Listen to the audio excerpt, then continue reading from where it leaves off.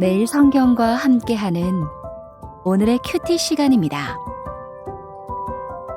2월 4일 오늘의 말씀은 마태복음 8장 1절에서 13절입니다. 예수께서 산에서 내려오시니 수많은 무리가 따르니라.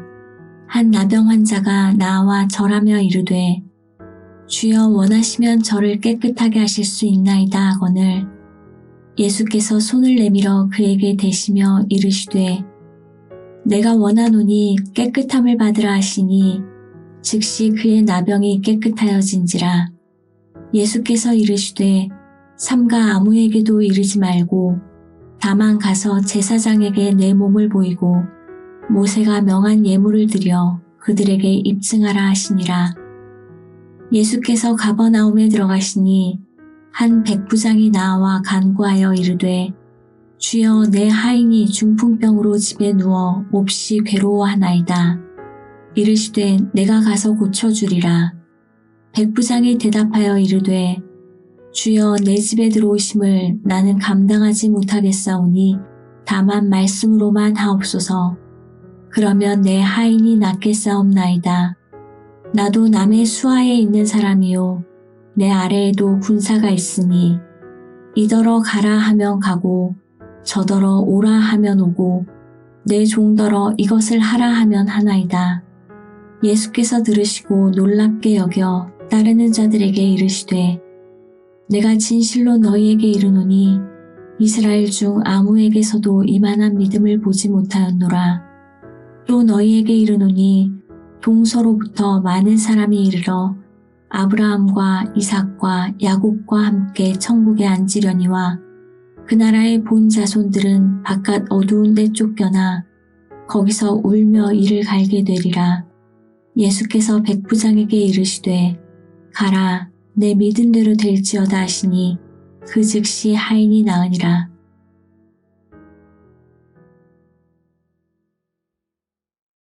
지금까지 마태복음 5장에서 7장까지의 산상수훈을 통해 권위 있는 말씀으로 하나님 나라의 윤리를 가르쳐 주신 예수님이 이제 8장과 9장을 통해 권위 있는 행동을 통해 하나님 나라의 능력을 드러내시면서 10가지 기적을 행하십니다.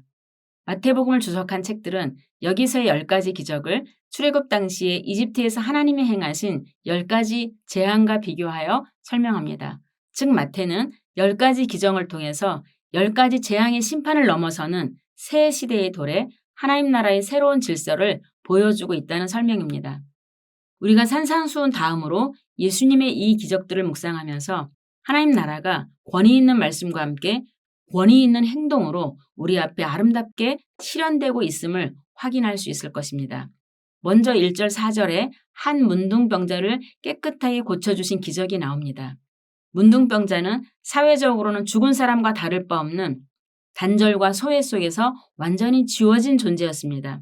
하지만 그가 주님께 걸어 나왔습니다. 그리고 깨끗함을 입었습니다. 이는 하나님의 아들로서 권위를 지니신 예수님이 죽음의 세력, 단절과 소외의 힘을 완전히 소멸하시고 생명으로, 만남으로, 소속으로 회복시켜 주시는 사건입니다. 열왕기하 5장에서 시리아 사람 나하만 장군의 문둥병을 고쳐준 예언자 엘리사의 기적보다 더 강력한 능력의 치유 사건입니다. 예수님은 직접 문둥병자의 몸에 손을 대시면서 그 문둥병자의 부정을 친히 자신의 몸에 짊어지시고 그를 완전히 회복시켜 주십니다.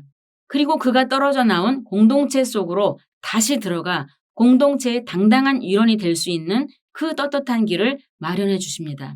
주님의 기적은 우리로 하여금 매일의 삶에서 이처럼 생명의 능력을 경험하게 하는 일입니다. 홀로 떨어져 외로운 자들로 하여금 함께 있음의 충족을 마음껏 누리게 하시는 일입니다. 다음 5절에서 13절은 로마 군대의 백부장이 자신의 하인을 고쳐달라는 요청에 예수님이 응하시는 장면입니다. 여기에서 유대인이 아닌 이방인, 즉 비유대인인 사람이 유대인 예수님을 향해 치유를 간청하는 특별한 이야기가 나옵니다. 그런데 흥미롭게도 이 이방인 백부장은 예수님이 단지 말씀만으로도 병을 고칠 수 있는 능력을 지녔다는 놀라운 믿음을 고백하고 있는 것입니다. 예수님은 그 믿음에 깜짝 놀라시면서 이스라엘 중에서는 만나보지 못한 믿음이라고 찬사를 보내십니다. 마태는 이 사건을 통해서 하나님 나라가 마땅히 자기들 차지라고 생각했던 이스라엘의 그 오만을 꼬집으면서 오히려 이방인이라 할지라도 예수님의 말씀에 마음을 열고 반응하는 자들이 당당히 하나님 나라를 차지할 수 있음을 보여주고 있습니다. 자신들이 아브라함의 자손이라는 선민 사상에 사로잡혀 있던 이스라엘 사람들을 향해서 예수님은 오히려 너희가 바깥 어두운 데로 쫓겨나서 거기서 울며 이를 갈 것이라고 경고하십니다.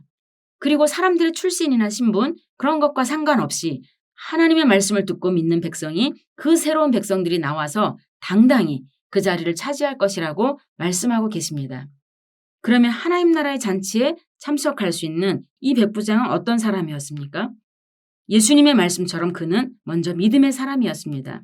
백부장의 믿음은 예수님이 이해하면 이해하고 아니요하면 아니요하는 예수님을 향한 단순하고 소박한 믿음이었습니다. 군대 장관으로서 자신의 말 한마디면 하인들이 움직이는 것처럼 하나님의 아들이신 그 예수님의 말씀이라면 마땅히 그보다 훨씬 큰 힘과 권위가 있어서 모든 피조세계가 그 말씀에 순종할 것이라는 단순한 신뢰가 있었던 것입니다. 하나님 나라의 진정한 통치자로서의 예수님의 권위를 인정한 것이죠. 우리도 종종 교회 안에서보다 교회 밖에서 하나님을 더 단순하게 신뢰하는 사람을 만날 때가 있습니다. 교회를 다니지 않으면서도 하나님이 계신 것처럼 살아가는 비신자들이 있는 것입니다. 하지만 반면에 열심히 교회를 다니는 신자들 가운데서 오히려 하나님을 의식하지 않고 사는 경우도 많이 보게 됩니다. 로마 제국의 종인 백부장의 믿음을 보면서 천국의 아들들인 우리의 믿음을 살펴보게 됩니다. 이만하면 나도 모르게 천국 백성의 삶을 살고 있다고 생각할 수 있지만 오늘 백부장을 향해서 주님이 말씀하시는 이만한 믿음에는 한참이나 멀리 떨어져 있을 수 있기 때문입니다. 우리가 오늘 백부장의 믿음에서 특별히 더 감동되는 것은 그의 믿음이 말씀하시는 주님을 향해 있으면서 동시에 고통 가운데 놓여 괴로워하는 자신의 하인을 향해서도 있다는 것입니다. 주님을 바라보는 시선 속에 고통받는 이를 향한 시선이 같이 포함되어 있는 것입니다. 주여 믿습니다. 이 신앙 고백이 단지 내 결핍만을 채우기 위해서가 아니라 내 주변의 가장 연약한 자의 고통을 치유하기 위한 것이어서 그 믿음이 너무도 아름다운 믿음인 것입니다. 고통 중에 있는 사람을 위해서 자신의 권위를 내려놓고 예수님께 매달리는 이 믿음에 기적의 꽃이 핀 것입니다. 오늘 우리의 믿음은 고통받는 이웃을 위해 어떤 모습으로 나타나고 있습니까? 같이 기도하겠습니다.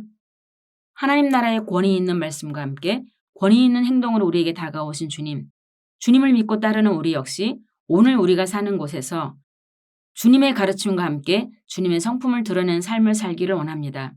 믿음 없는 저희를 도와주셔서 이웃의 아픔을 위로하고 치료하는 이만한 믿음에 이르게 하옵소서. 예수님의 이름으로 기도합니다. 아멘.